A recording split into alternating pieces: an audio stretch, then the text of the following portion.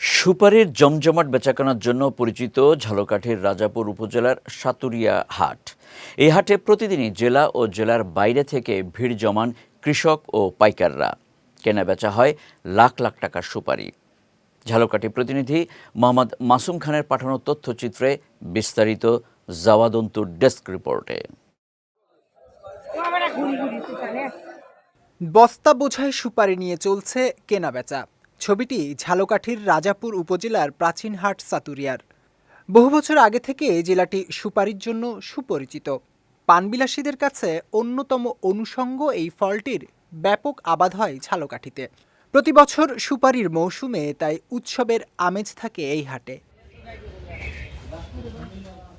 একবার গাছ লাগালে তেমন পরিচর্যা ছাড়াই ৩০ থেকে ৩৫ বছর সুপারির ফলন হয়। আর এতে ধানের চেয়ে আয় হয় ৩ থেকে ৪ গুণ বেশি। সপ্তাহে শুক্র ও মঙ্গলবার হাটের দিনে কমপক্ষে ৫০ লাখ টাকার সুপারি কেনাবেচা হয় বলে জানান পাইকার ও চাষিরা। আমি ছোটবেলা থেকে সুপারি কিনি, প্রায় ৩০ হইতে ৩৫ বছর আগে হইতে সুপারি কাটতেছি। এই হাটে বিরাট হাট, সুপারি হাটের জন্য বিখ্যাত। এখানে প্রতি হাটে আমি অন্তত ১ লক্ষ টাকা সুপারি কিনি। সেই সুপারিটি আজকে ১৬০০ পরে ১৮০০ টাকা দেয়, আর সর্বনিচ্চ ১২০০-১৩০০ টাকা সব বেচা বিক্রির সুপারির সিজনে একটু বেশি হয়। সেটা হচ্ছে ২০ থেকে ৩০ লক্ষ টাকা বেচা কিনা হয়। জেলার চাষিদের সুপারি আবাদে সব রকম সহায়তার কথা জানিয়ে জেলা কৃষি সম্প্রসারণ অধিদপ্তর বলছে, লাভজনক এই ফলটি ইতিবাচক প্রভাব ফেলেছে স্থানীয় অর্থনীতিতে। আমাদের ঝালকাঠি জেলায় ৪৮০ হেক্টর জমিতে সুপারির চাষাবাদ হয়েছে।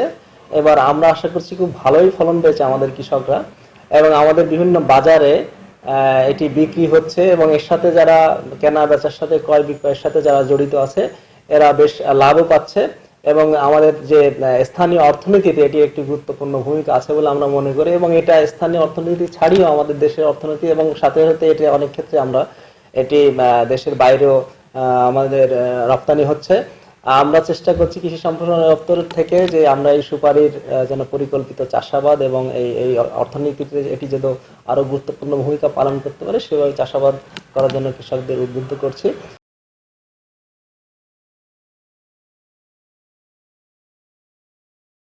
কৃষি বিভাগের তথ্য মতে ঝালকাঠিতে চলতি মৌসুমে ৪৮০ হেক্টর জমিতে সুপারির আবাদ হয়েছে। আর এসব সুপারি ঢাকা ও চট্টগ্রাম হয়ে রফতানি হচ্ছে বিদেশেও। বিজয় টিভি নিউজ ডেস্ক।